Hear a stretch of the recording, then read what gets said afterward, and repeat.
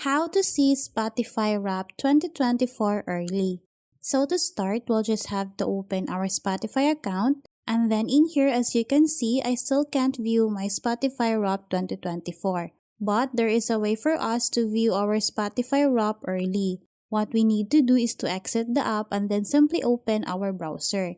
In here, we'll have to tap on the search bar and then type here Spotify Wrapped 2024. After that, tap on search. And as you can see, it automatically showed me this option. Before we tap on this one, keep in mind that this option or way doesn't work on all Spotify accounts. So now we'll just have to tap on this one. Once you do that, it will automatically redirect you to your Spotify application. And as you can see here, it doesn't work on my account. For some reason, I might be living on a region that this option is not yet applicable or available.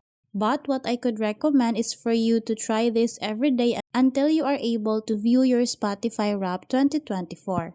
So that's how we can see Spotify Wrapped 2024 early. Thanks for watching, and if you find this video helpful, please don't forget to subscribe, hit the like button and then the notification bell so you won't miss any of our future videos. See you on the next one.